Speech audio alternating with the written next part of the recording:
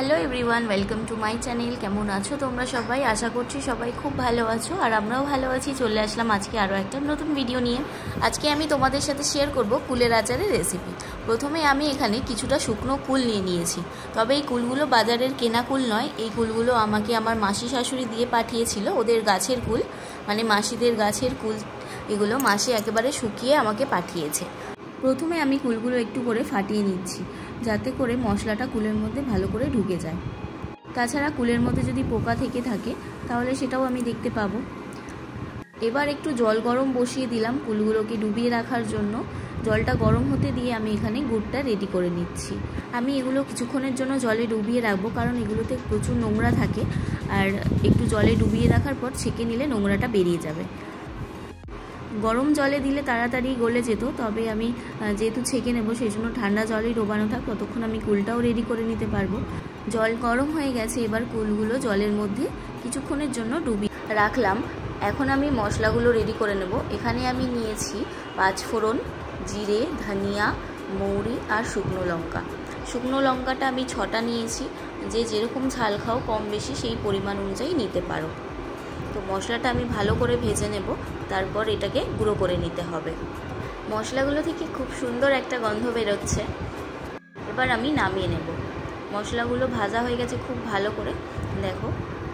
এবার আমি এগুলোকে হালকা করে গুঁড়ো করে নেব, পুরোপুরি মিহি করব না, একটু গোটা গোটা থাকবে।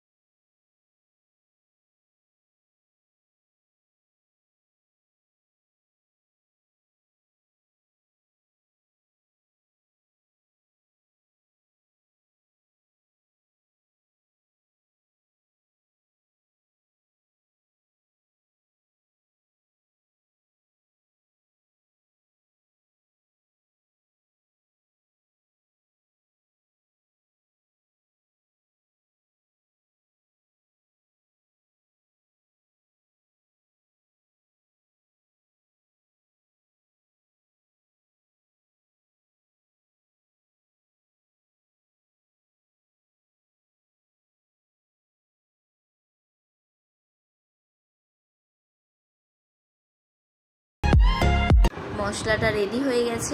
এবার আমি যে কুলগুলো জলে ডুবিয়ে রেখেছিলাম সেটাকে তুলে নিচ্ছি। অনেকটা ফুলে গেছে দেখো কুলগুলো। এবার আমি কিছুক্ষণের জন্য এটাকে জল ঝরানোর জন্য রেখে দেবো এই ঝুড়ির মধ্যে করে। এতক্ষণে আমার গুড়টাও গলে গেছে। এবার গুড়টা ছেঁকে নিচ্ছি। দেখো কতটা নোংরা বেরিয়েছে। আচার তৈরির জন্য যা যা লাগবে সেগুলো সব রেডি করে নিয়েছি। চলো এবার আচারটা তৈরি করা যাক। কড়াইতে প্রথমে আমি একটু সর্ষে তেল দিয়ে দিলাম। তেলটা একটু গরম হলেই আমি তেলের মধ্যে একটু 5 ফোড়ন দিয়ে দেবো। তবে 5 ফোড়ন আমি আচারের জন্য যে মশলাটা রেডি করেছি সেটার মধ্যেও দিয়েছি, আর তেলের মধ্যে সামান্য একটু দিলাম। এবার সামান্য একটু নাড়াচাড়া করে নিয়ে আমি কুলটা দিয়ে দেবো। দেখো কুলগুলো খুব সুন্দর কিন্তু ফুলে গেছে গরম জলে দেওয়ার পর।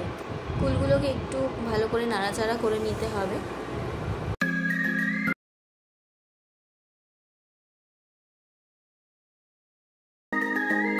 এবার দিয়ে দিচ্ছি স্বাদ মতো লবণ। যেহেতু কুল ভীষণ টক, তো কুলের মধ্যে লবণটা কিন্তু একটু বেশিই লাগে। আবারও ভালো করে নাড়াচাড়া করে নিচ্ছি যাতে লবণটা সমস্ত কুল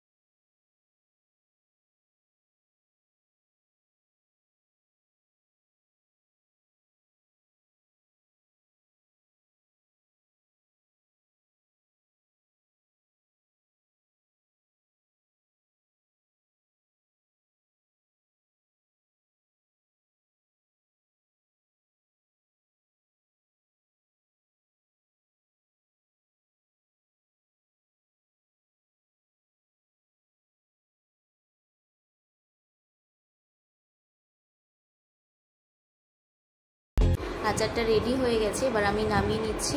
প্রথমে আমি একটা বাটির মধ্যেই রাখছি, আচারটা ঠান্ডা হওয়ার পরেই আমি কোনো বয়ানে রাখবো।